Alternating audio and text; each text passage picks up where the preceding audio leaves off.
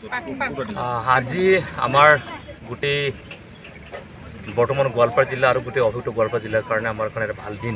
এই দিনটো হৈছে একমাত্ৰ আমাৰ শ্বহীদ, স্বাধীনতা সংগ্ৰামৰ শ্বহীদ, দেশৰ মুক্তি জনগণৰ যি শ্বহীদ, আমাৰ শ্বহীদ নেতাজী ৰাজবংশীৰ প্ৰতিমূৰ্তি আজি আজ্ঞা মহাবিদ্যালয় প্ৰাংগণত উন্মোচন হ'ল। আৰু উন্মোচন হোৱাটো ডাঙৰ কথা নহয়। ডাঙৰ কথাটো হৈছে যে 28-30টা বসন্তৰ সময়ত সেই সময়ত ব্ৰিটিছ গভৰ্ণমেণ্টৰ অন্যায় আৰু বিচাৰভাৱে যি টেক্সেশ্যন আৰম্ভ কৰিছিল, তাৰ বিৰুদ্ধে যি ভাৰতবৰ্ষই জেহাদ ঘোষণা কৰিছিল, সেই জেহাদ ঘোষণা কৰা সেই সকল ডেকাটোই দেশৰ কাৰণে, দহৰ কাৰণে, ভৱিষ্যত প্ৰজন্মৰ কাৰণে প্ৰাণ ত্যাগ কৰিছিল, প্ৰাণাহুতি দিছিল। গতিকে সেইজন ব্যক্তিৰ মহান শ্বহীদৰ আজিৰ এই প্ৰতিমূৰ্তি উন্মোচনে যুৱ শক্তিক দেশৰ কাৰণে, দহৰ কাৰণে, ৰাইজৰ কাৰণে, জাতিৰ কাৰণে যে কাম কৰিব লাগে, ত্যাগ কৰিব লাগে, সেই যুগে যুগে নেতাজী ৰাজবংশীয়ে প্ৰমাণিত কৰি আহিছে আৰু প্ৰমাণিত কৰি যাব। গতিকে এটা প্ৰচাৰ আৰম্ভ হ'ব, প্ৰসাৰ আৰম্ভ হ'ব। আৰু শ্বহীদ নেতাজী ৰাজবংশীৰ যি কৰ্মপ্ৰেৰণা, যি ত্যাগী গোৱালপাৰা জিলাখনত বসবাস কৰা যিসকল যুৱ প্ৰজন্ম সকলো শ্ৰেণীৰ মাজত এটা ধুনীয়া প্ৰসাৰৰ পথ প্ৰশস্ত হ'ল। আৰু এই প্ৰসাৰৰ পথ প্ৰশস্তটোৱে কেনেধৰণে তেওঁ সেই সময়ত ব্ৰিটিছৰ বিৰুদ্ধে যুঁজ কৰিছিল, কেনেধৰণে আমাৰ জিলাখনক বা ভাৰতবৰ্ষখনক মুক্তি কৰিবৰ কাৰণে তেওঁ প্ৰয়াস কৰিছিল, তাৰ প্ৰমাণ, তাৰ কথা, তাৰ ইতিহাস আমাৰ প্ৰজন্ম জানিব চেষ্টা কৰিব। গৱেষণা হ'ব তেখেতৰ ওপৰত ভিত্তি কৰি।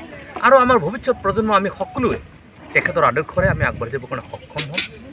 আৰু মই আজি ধন্যবাদ জ্ঞাপন মই কৰিম যে আজি আজ্ঞা মহাবিদ্যালয়ৰ আমাৰ উৎপল দাসৰ নেতৃত্বত তেখেতসকলে মাটি দান কৰি সেই শ্বহীদগৰাকীৰ স্মৃতিক স্থায়ী কৰিবৰ কাৰণে স্থায়ী মূৰ্তি বনাব কৰি যিধৰণে তেখেতসকলে মাটি দান কৰিলে, মই তেখেতৰ পৰিয়ালৰ ধন্যবাদ জ্ঞাপন কৰিলোঁ।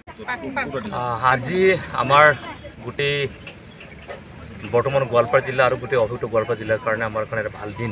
এই দিনটো হৈছে একমাত্ৰ আমাৰ শ্বহীদ, স্বাধীনতা সংগ্ৰামৰ শ্বহীদ, দেশৰ মুক্তি জনগণৰ যি শ্বহীদ, আমাৰ শ্বহীদ নেতাজী ৰাজবংশীৰ প্ৰতিমূৰ্তি আজি আজ্ঞা মহাবিদ্যালয় প্ৰাংগণত উন্মোচন হ'ল।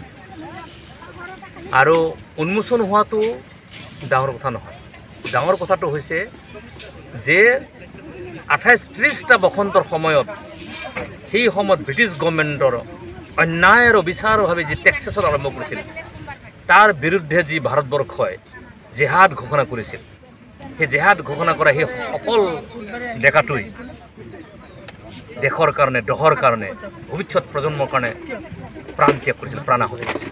গতিকে সেইজন ব্যক্তিৰ মহান শ্বহীদৰ আজিৰ এই প্ৰতিমূৰ্তি উন্মোচনে যুৱ শক্তিক দেশৰ কাৰণে, দহৰ কাৰণে, ৰাইজৰ কাৰণে, জাতিৰ কাৰণে যে কাম কৰিব লাগে, ত্যাগ কৰিব লাগে, সেই যুগে যুগে নেতাজী ৰাজবংশীয়ে প্ৰমাণিত কৰি আহিছে আৰু প্ৰমাণিত কৰি যাব।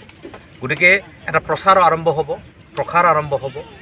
আৰু শ্বহীদ নেতাজী ৰাজবংশীৰ যি কৰ্মপ্ৰেৰণা, যি ত্যাগী গোৱালপাৰা জিলাখনত বসবাস কৰা যিসকল যুৱ প্ৰজন্ম সকলো শ্ৰেণীৰ মাজত এটা ধুনীয়া প্ৰসাৰৰ পথ প্ৰশস্ত হ'ল। আৰু এই প্ৰসাৰৰ পথ প্ৰশস্তটোৱে কেনেধৰণে তেওঁ সেই সময়ত ব্ৰিটিছৰ বিৰুদ্ধে যুঁজ কৰিছিল, কেনেধৰণে আমাৰ জিলাখনক বা ভাৰতবৰ্ষখনক মুক্তি কৰিবৰ কাৰণে তেওঁ প্ৰয়াস কৰিছিল, তাৰ প্ৰমাণ, তাৰ কথা, তাৰ ইতিহাস আমাৰ প্ৰজন্ম জানিব চেষ্টা কৰিব। গৱেষণা হ'ব তেখেতৰ ওপৰত ভিত্তি কৰি। আৰু আমাৰ ভৱিষ্যত প্ৰজন্ম আমি সকলোৱে তেখেতৰ আদৰ্শৰে আমি আগবাঢ়ি যাবৰ কাৰণে সক্ষম হ'ম। আৰু মই আজি ধন্যবাদ জ্ঞাপন মই কৰিম যে আজি আজ্ঞা মহাবিদ্যালয়ৰ আমাৰ উৎপল দাসৰ নেতৃত্বত তেখেতসকলে মাটি দান কৰি সেই শ্বহীদগৰাকীৰ স্মৃতিক স্থায়ী কৰিবৰ কাৰণে স্থায়ী মূৰ্তি বনাব কৰি যিধৰণে তেখেতসকলে মাটি দান কৰিলে, মই তেখেতৰ পৰিয়ালৰ ধন্যবাদ জ্ঞাপন কৰিলোঁ।